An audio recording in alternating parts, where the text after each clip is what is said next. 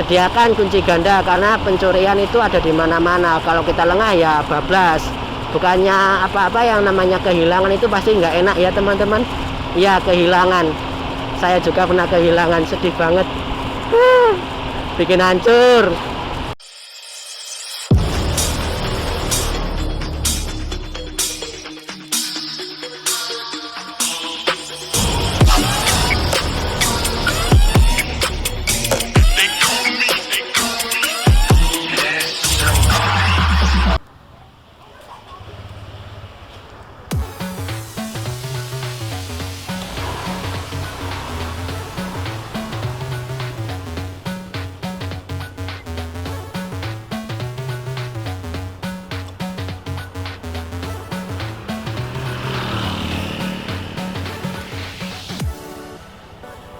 Ya, halo semuanya.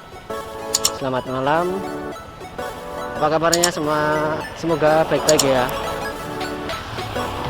Ini malam hari ya. Tepatnya. Jadi di sini saya akan bercerita mengenai alasan saya kenapa memilih Vario New Vario 150 ya. Alasan saya itu kenapa kok nggak milih motor yang laki 150 untuk kelas 150 ya. Kenapa nggak yang laki atau Satria atau Sonic atau Ninja atau Vision atau yang lain-lainnya ya. Atau kalau enggak yang pakai kompetitor sebelah ya, kayak Matic kompetitor sebelah. Kenapa kok milih ini Vario 150 yang new? Baik, alasan pertama yang paling mendasari adalah untuk saya pilih motor Matic 150 karena saya nggak bisa naik motor koplingan teman-teman. Serius, saya belum bisa naik motor yang berkopling karena dari dulu belum pernah mengendarai motor yang berkopling. Di keluarga pun nggak ada motor koplingan, nggak pernah minjem motor koplingan juga punya teman. Jadi saya nggak bisa naik motor koplingan. Itu pertama. Alasan kedua, kenapa kok Matic nggak pilih motor yang laki gitu ya? Ya, saya kalau motor yang laki kayak kelasnya Vision atau Verza atau pokoknya yang 150 lainnya itu ya, alasannya saya ini termasuk golongan laki-laki yang nggak tinggi. Jadi nanti kesannya kegedean motor malah lucu kan. Tuh. Terus lanjut alasan yang ketiga.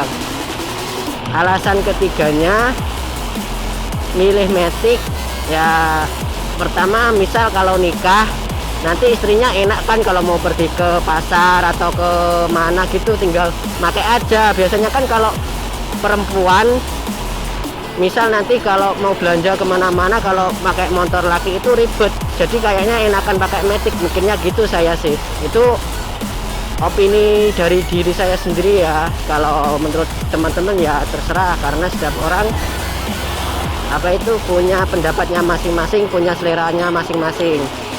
Terus selanjutnya, kenapa kok Vario enggak yang lainnya, Matic yang lainnya untuk yang kelas 150? Misal Aerox ya, Yamaha Aerox gitu ya. Ya kalau untuk daerah saya di Lampung Timur, harga jual motor bekas itu lebih tinggian punya Honda ketimbang punya Yamaha. Begitu. Itu kalau untuk di secara keuangan lebih bernilaian punya Honda. Saya juga kurang paham kenapa kok masyarakat persepsinya begitu. Namun emang faktanya, kenyataannya seperti itu. Harga jual bekas Yamaha untuk di daerah saya itu lebih rendah daripada harga jual punya Honda. Misal nih Aerox sama Vario masih tinggal punya Vario.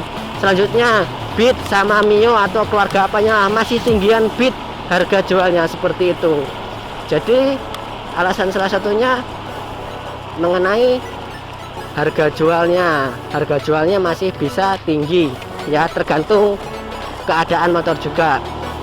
Selanjutnya selain itu lagi, selain alasan-alasan yang tadi ya, terus ada juga alasan mengenai performa motor sendiri.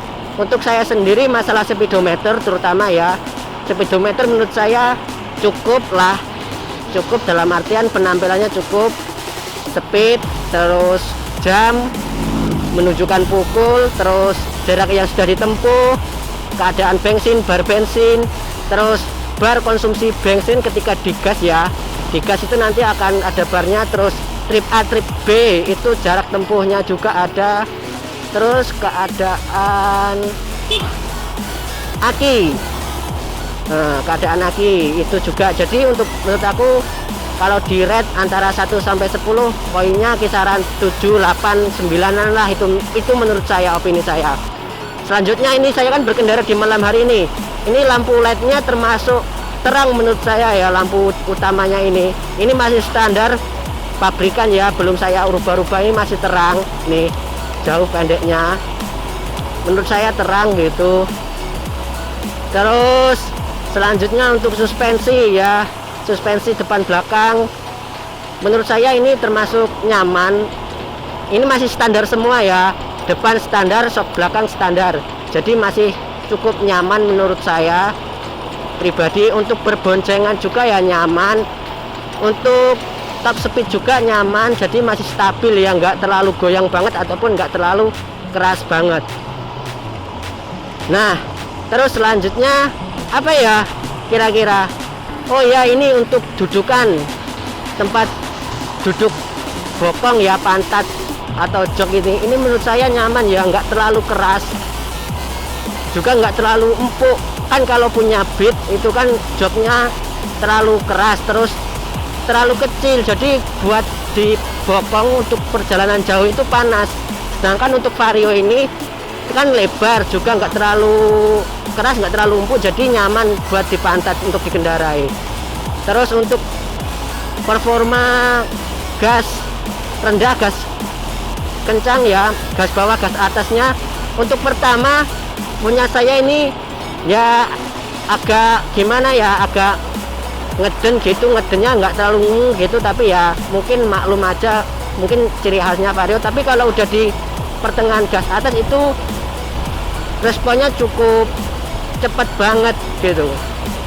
Masalah konsumsi BBM menurut aku ya itu selera masing-masing ya, kadang ada yang suka irit, suka boros, tapi kalau menurut aku perhitungan gaya berkendara saya ini kisaran 1 liter habis 54 kilometeran jarak yang saya tempuh kalau gaya berkendara saya. Nah itu ya. Terus untuk remnya, untuk rem ini kan kombi brake, jadi ya kalau nggak biasa kombi brake ya agak gimana gitu. Aduh ya Allah, disoroti lampu silau. Untuk rem kombi brake jadi seleranya bisa dirubah. Intinya semua ini ya yang di Vario ini bisa dibuat custom selera masing-masing, ada yang suka standar atau apa terserah kalian ya. Namun ada lagi ini ya, ada minus, saya tadi lupa ada minusnya ini di sekitar speedometer. Ini ada tempat pencetan select sama apa itu. Nah itu ada beberapa produk kalau habis dicuci ataupun kehujanan itu nanti kemasukan air, jadi di speedometer lightnya ini akan warnanya putih kayak blank gitu, itu karena kemasukan air. Nah karena punya saya itu, saya untuk mengakali saya tutup pakai apa itu, list atau stiker atau pokoknya list gitulah, saya tutupin itu supaya air nggak bisa masuk. Itu minus menurut saya seperti itu sih minusnya.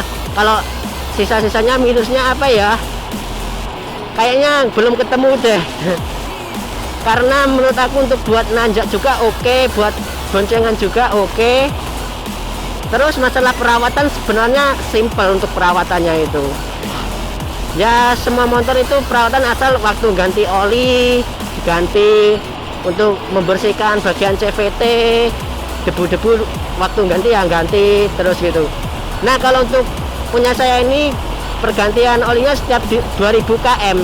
2000 km saya setting untuk ganti oli. Di sini kan juga speedometer ada pengaturan berapa ribu km buat kita mau pengen ganti oli seperti itu.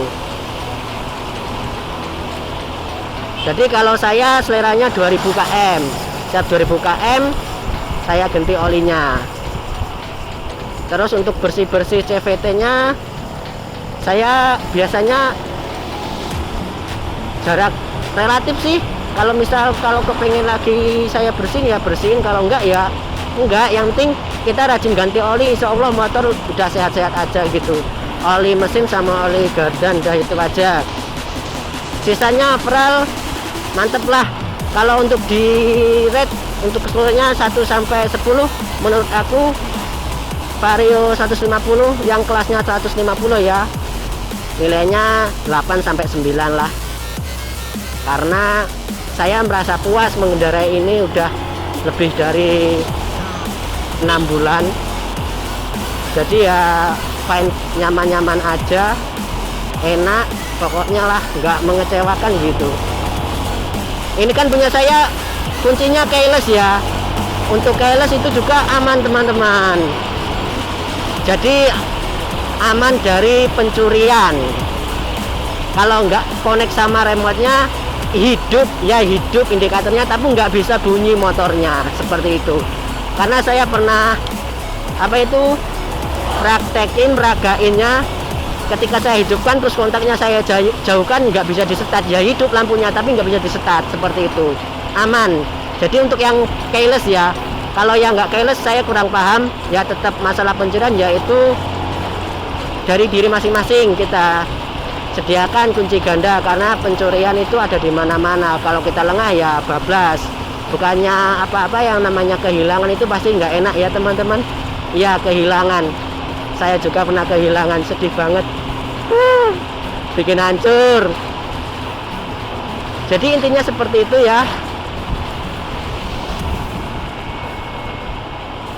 Seperti itu pokoknya, mantap nilainya.